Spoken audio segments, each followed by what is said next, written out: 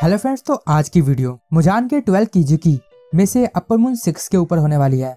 और मुजान ने अपने 12 कीजुकी को 2 रैंक में डिवाइड कर दिए हैं, अपर मून और लोअर मून, जिसके टोटल 6 रैंक है। और सीजन 1 के अंदर मुजान ने खुद ही अपने लोअर मून को खत्म कर दिया था और अब सिर्फ बचे हैं अपर मून 6। इन सब की ही बैक स्टोरी हम इस वीडियो में जानेंगे। और आगे बढ़ने से पहले आप उन लोगों में से हो जो चैनल को बिना सब्सक्राइब करे देखते हैं, तो मेरी एक रिक्वेस्ट है, आप सबसे पहले जाकर इस चैनल को सब्सक्राइब करें ताकि आपके पास आगे आने वाली वीडियो सबसे पहले पहुंच सके। और आप इस चैनल को इंस्टाग्राम पे फॉलो करना चाहते हैं तो लिंक नीचे डिस्क्रिप्शन में मिल जाएगा, आप मुझे वहां भी फॉलो कर सकते हैं। वहां पे मैं एनिमेटेड न्यूज और अपकमिंग वीडियो की इन्फॉर्मेशन देता रहता हूँ। तो आप बिना किसी देरी के वीडियो को स्टार्ट करते हैं।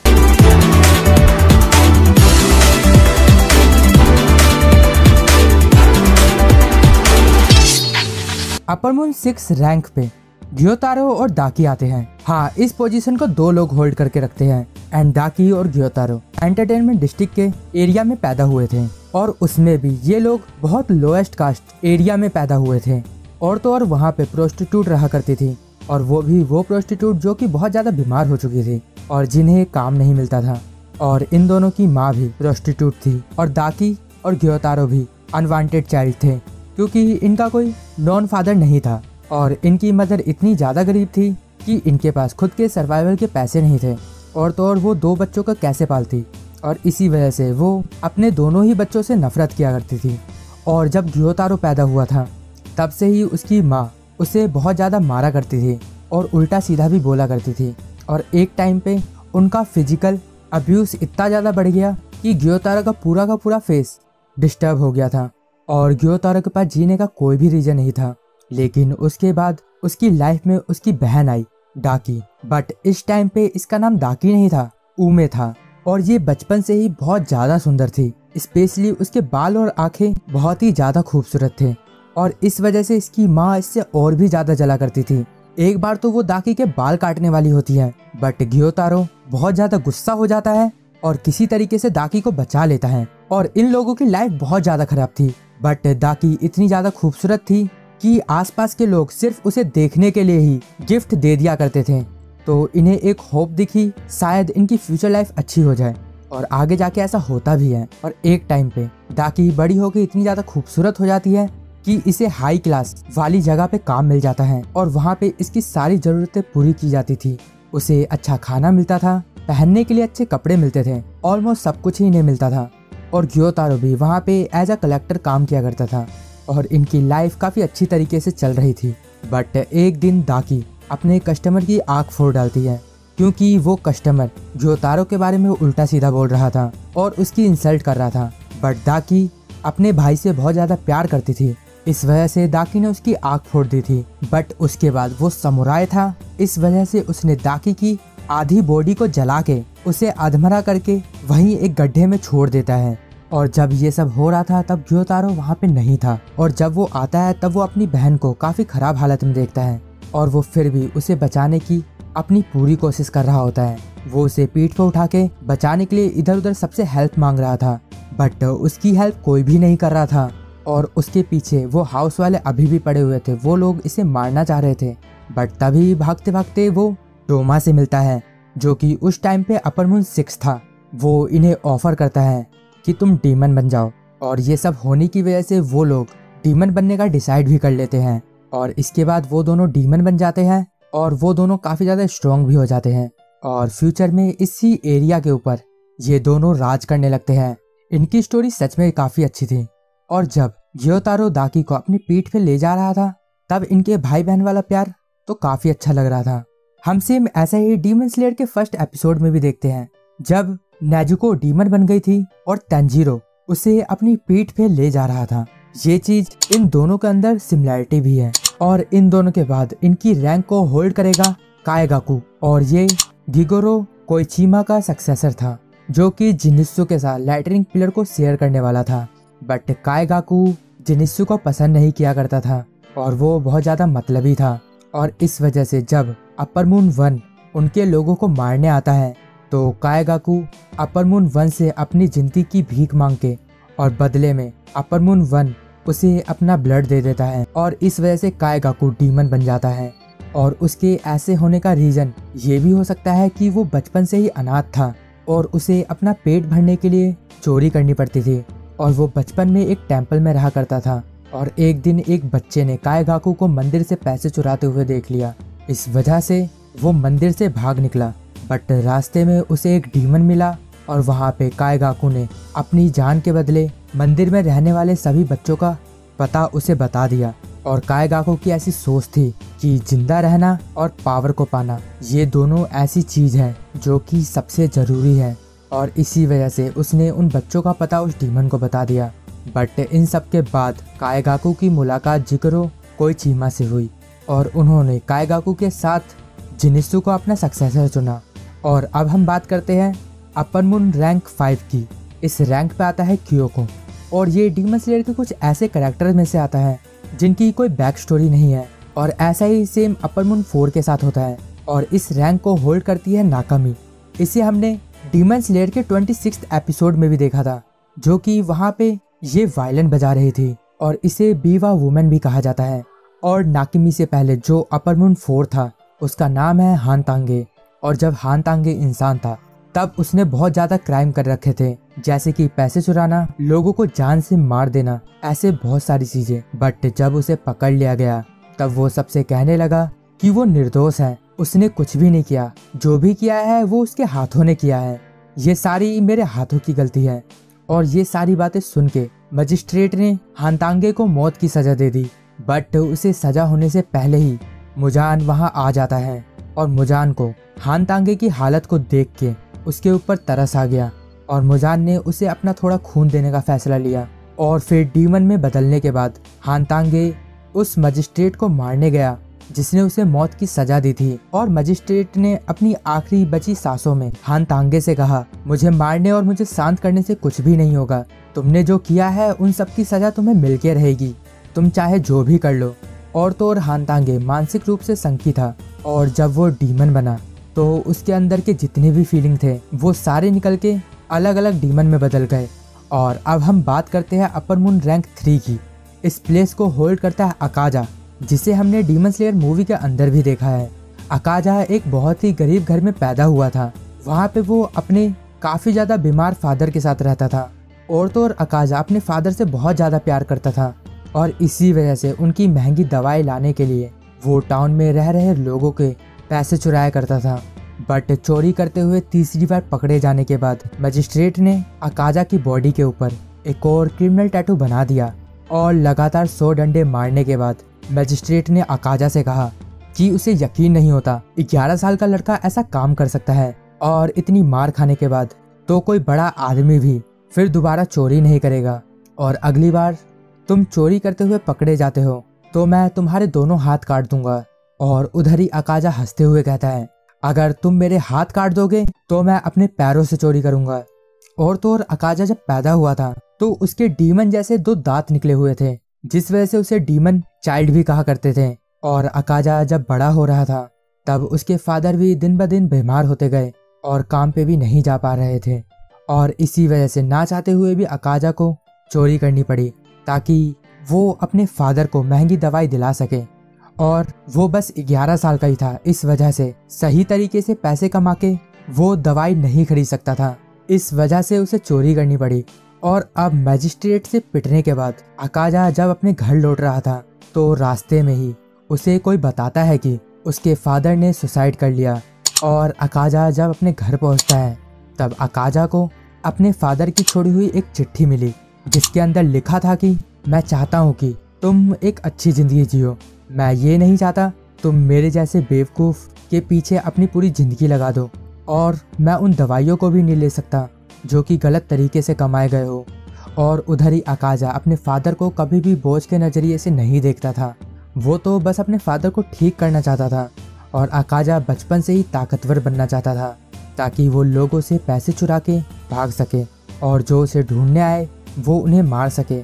बट उसके फादर के मरने के बाद अकाजा अंदर से टूट गया, और अकाजा के दिमाग में बस यही चल रहा था कि उसके फादर ने कोई गलती नहीं करी तो उसके फादर को मेरी गलती की सज़ा क्यों मिली। मैं एक ऐसे समाज में रह रहा हूँ जहाँ मैं अपने फादर को दवा भी नहीं करा पाया। और ये सब होने के बाद वो वहाँ से निकल जाता है और बिना बात के ही लोगों को मारने लगता है। और एक दिन वो एक गांव के अंदर 7 आदमी को लगभग मार ही चुका था। और अब वहाँ पे एक आदमी आता है जिसका नाम कीजो होता है और उसे गांव वालों ने ही बुलाया था उन 7 आदमियों को बचाने के लिए। और कीजो एक मार्शल आर्टिस्ट था और उसका अपने गांव में एक डोजो स्कूल भी था, बट उसके स्कूल में कोई भी स्टूडेंट नहीं था। और वहाँ पे कीजो अकाजा को देख के कहता है, तुम तो काफ़ी ताकतवर हो, क्या तुम मेरे स्टूडेंट बनोगे? वहाँ पे अकाजा कीजो को जवाब देता हुआ कहता है, बिल्कुल नहीं। और कीजो के ऊपर हमला करने के लिए आगे बढ़ता है, बट अकाजा कीजो से हार जाता है। और इन सब के बाद कीजो अकाजा को अपने गांव ले जाता है ताकि अकाजा से अपनी बेटी क्योकी की नर्सिंग करा सके। और इससे पहले क्योकी का ध्यान उसकी माँ रखा करती थी, बट क्योकी की दिन ब दिन तबीयत खराब होती गई। उसकी माँ डर में जीने लगी और वो नदी में डूब के आत्महत्या कर ली। और इसीलिए कीजो को कोई ऐसा चाहिए जो उसकी बेटी का ध्यान रख सके ताकि कीजो बाहर जाके काम कर सके और पैसे कमा सके। और अकाजा के लिए देखभाल करना कोई नई चीज़ नहीं थी क्योंकि वो इससे पहले अपने फादर की देखभाल किया करता था। बट क्योकी के साथ एक दिक्कत थी, वो हर बात के बाद माफ़ी मांगा करती थी, बिल्कुल उसके फादर की तरह, और छोटी छोटी बातों पे रो भी दिया करती थी। इससे अकाजा और भी ज़्यादा अनकंफर्टेबल फील करता था। जैसे कि एक बार ऐसा हुआ था जब अकाजा क्योकी की देखभाल कर रहा था, तब क्योकी अकाजा से कहती है, तुम पूरे दिन मेरी देखभाल करते रहते हो, तुम बाहर खेलने भी नहीं जाते, और तुम्हें पता है आज रात फायरवर्क्स है, तुम्हें वहाँ जाना चाहिए। जिसके जवाब में अकाजा कहता है, नहीं रहने दो, हम अगले साल एक साथ जाएंगे, या फिर उसके अगले या फिर उसके अगले। और अकाजा की कही गई ये बातें क्योकी के दिल को छू जाती है। और उधर ही जो कीजो का डोजो स्कूल है उससे भी रिलेटेड एक स्टोरी है। काफ़ी टाइम पहले कीजो ने एक बूढ़े आदमी की हेल्प करी थी, उसे कुछ गुंडों से बचाया था। तब उस बूढ़े आदमी ने कीजो को अपना dojo school as a gift दे दिया था और अपना घर भी। पर कुछ लोगों की उस डोजो स्कूल के ऊपर पहले से ही नज़र थी, जो कि उस बूढ़े आदमी के फैसले से खुश नहीं थे, और इस वजह से वो लोग कीजो के फाइटिंग स्टाइल को नीचा दिखाया करते थे। और पड़ोस में रहने वाला केंजेत्सु डोजो उन्हीं लोगों में से एक था। और अब जब अकाजा 18 साल का हुआ और क्योकी 16 की, तब तक क्योकी की तबीयत काफ़ी ठीक हो चुकी थी और अब वो पूरे दिन बिस्तर पे लेटा भी नहीं करती थी। और फिर एक दिन कीजो अकाजा को बुला के कहता है, अकाजा सुनो, क्या तुम मेरा डोजो स्कूल लेना चाहोगे और साथ ही में तुम क्योकी के जीवन साथी बनना चाहोगे? ये सुन के अकाजा हैरान हो जाता है। अकाजा ने कभी भी नहीं सोचा था इन क्रिमिनल टैटू के बाद उसका कोई भविष्य भी होगा या कोई कभी उससे प्यार भी कर पाएगा। अब वो वहाँ पे कहता है कि उसके फादर ठीक ही कहा करते थे, उसने कभी ऐसा नहीं सोचा था कि वो ऐसी जिंदगी भी जी पाएगा। पर अब वो इन दोनों को किसी भी हालत में बचाना चाहता है, चाहे इसके लिए वो अपनी जान ही क्यों ना दे दे। और अब अकाजा अपने फादर के कब्र पे जाता है ताकि वो अपनी शादी के बारे में उन्हें बता सके। और अकाजा शाम होने से पहले अपने घर लौट आता है और उसके लौटते ही पता चलता है कि उसके मास्टर और उसकी फियांसे को जहर पिला के मार दिया गया है, क्योंकि पास ही के केंजेत्सु डोजो कीजो और अकाजा को फेयर फाइट में हरा नहीं पाए, तो इसलिए उन्होंने उनके कुएं में ही जहर मिला दिया। और फिर इसके बाद अकाजा अपने गुस्से को कंट्रोल नहीं कर पाया और वो उनके डोजो में जाके उनके 67 मेंबर्स को अकेले ही मार दिया। और अकाजा उन्हें मार मार के उनके हिस्सों को अलग अलग कर दिया। और वहाँ पे काम करने वाली नौकरानी भी ये सब देख के पागल हो जाती है।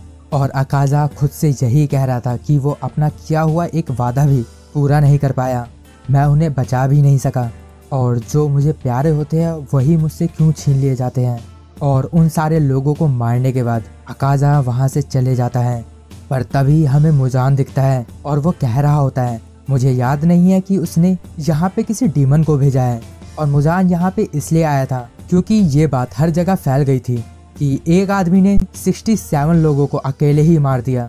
तभी अकाजा सामने से आ रहा होता है और अकाजा मुजान को देख के कहता है, मेरे सामने से हट जाओ या फिर मरो मुझसे। बट अकाजा के वार करने से पहले ही मुजान अपना हाथ अकाजा के सर में घुसेड़ देता है और बोलता है, मैं 12 डीमन मून को बनाने की सोच रहा हूँ, तो मैं अभी ही तुम्हारे बॉडी के अंदर अपना बहुत सारा खून दे रहा हूँ। अगर तुम उसे सहन कर पाए तो तुम एक बहुत ही ताकतवर डीमन बनोगे। और फिर डीमन में बदलने के बाद अकाजा अपनी सारी मेमोरी भूल जाता है बट डीमन बनने के बाद भी अकाजा किसी फीमेल को ना ही मारता है और ना ही उन्हें खाता है। और आगे जाके अकाजा के 67 लोगों को मारने की बात एक कहानी बन के रह गई।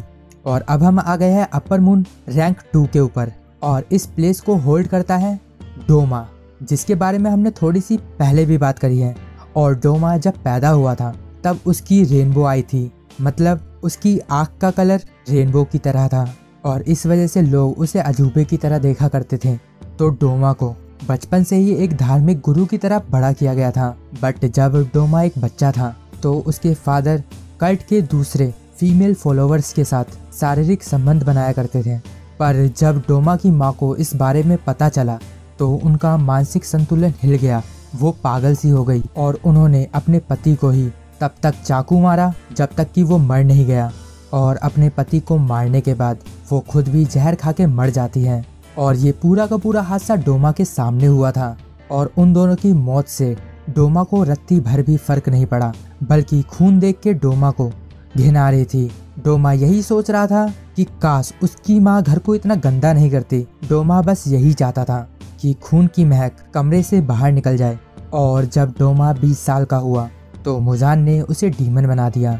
और डीमन बनने के बाद डोमा ज़्यादातर लड़कियों को ही खाता था। और डोमा का ये कहना था कि औरतों का स्वाद काफ़ी अच्छा होता है, खासकर प्रेग्नेंट वुमेन का। और अब हम आ गए हैं अपर मून रैंक 1 पे। इस रैंक को होल्ड करता है कोकुशिबो और इसके डीमन बनने से पहले इसका नाम मिचिकासु था।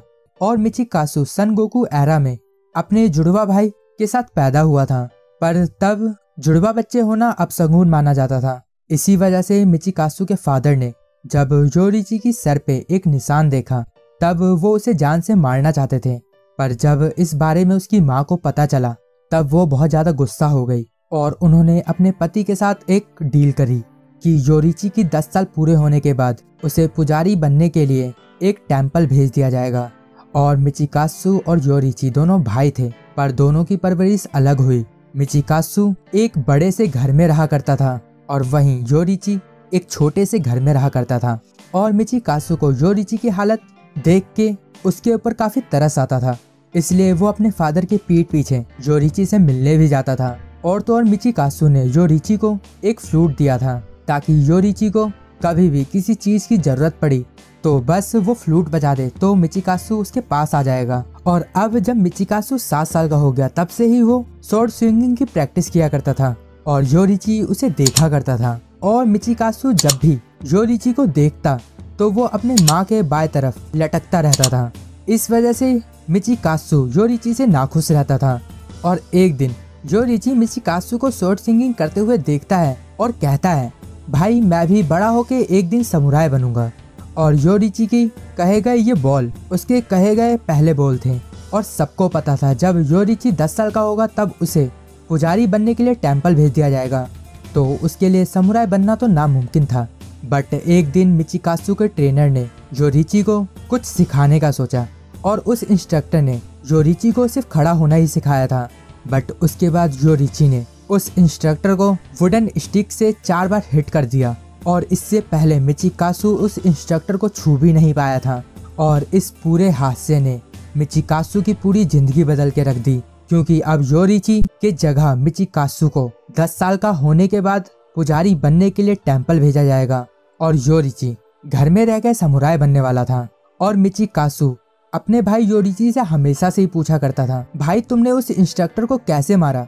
इसके जवाब में योरीची कहता है कि वो अपने विरोधी के खड़े होने के तरीके को देख के और उसके सांस लेने और हड्डियों के हिलने से ये पता लगा सकता है कि उनका अगला हमला क्या होने वाला है।